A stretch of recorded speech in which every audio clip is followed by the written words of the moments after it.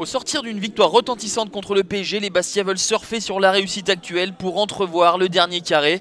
Les Rennais finalistes il y a 2 saisons ambitionnent de réaliser un coup à Fouriani, là même où ils se sont inclinés il y a quelques semaines en championnat. Ghislain Printemps aligne pratiquement la même formation que le week-end dernier. Philippe Montagnier est privé d'Entep et utilise sa recrue hivernale albanaise, Ermir Lenjani, au poste de latéral gauche. Et on le retrouve dès les premiers instants, l'ancien joueur de Saint-Gall, arrivé de la Suisse pour ce centre-tir. Une opportunité par la suite, toujours rennaise sur ce coup de pied arrêté. Le ballon vogue dans la surface de réparation de Jean-Louis Léca. Et c'est Sylvain Armand qui était monté aux avant-postes qui marque sur cette belle demi-volée au premier poteau dès la 12e minute de jeu. Ça fait 1-0 pour le stade rennais. On se souvient que les Bretons avaient perdu 2-0 il y a quelques semaines en championnat et avaient été énormément ballottés par le pressing et l'envie des Bastiais. Là, l'entame de match, elle est clairement pour les Bretons et il va y avoir une petite réaction pour les Corses à la 38e minute de jeu avec cette frappe loin du cadre signée Julien Palmieri. C'était la première tentative de la première période pour les Bastiais. C'est dire l'apathie générale offensive des Corses. Mais juste avant la mi-temps, on va retrouver une nouvelle fois Julien Palmieri. Le centre-tir qui est coupé par Christopher Maboulou. Ce n'est pas cadré. Julien Palmieri dans les bons coups, hein, lui qui était en état d'euphorie le week-end dernier face au PSG avec un doublé venu d'ailleurs. Les Rennais ont globalement dominé les débats et ont réussi à marquer l'unique but de ces 45 premières minutes grâce à Sylvain Armand, qui fait partie avec Sébastien Schillaci des défenseurs les plus prolifiques encore en activité en Ligue 1. Ghislain Printemps a effectué des changements, il a fait rentrer Djibril Cissé et il va s'illustrer dès la première minute de la deuxième période. La reprise de Cissé repoussée par Costil dans les pieds de qui? De justement Sébastien Schillaci. Les défenseurs centraux sont à l'honneur ce soir, ça fait un but partout.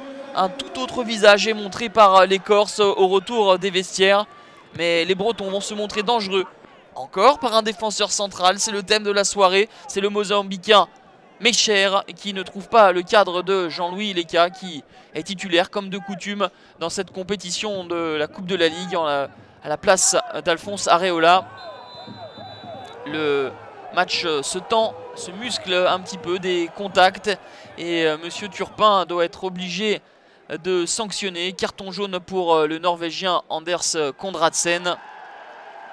Le problème, c'est que pour le Norvégien, c'est le deuxième en l'espace de quelques minutes. Les Rennais vont devoir évoluer à 1 de moins pour la fin de la partie. Et sur coup de pied arrêté, ce n'est pas Schillaci qui marque. Il était dans les bons coups, Schillaci, mais c'est Romain Danzé qui marque contre son camp. À noter également la sortie pas impériale de Benoît Costil. 2-1 à la 71e minute en faveur des Bastiais.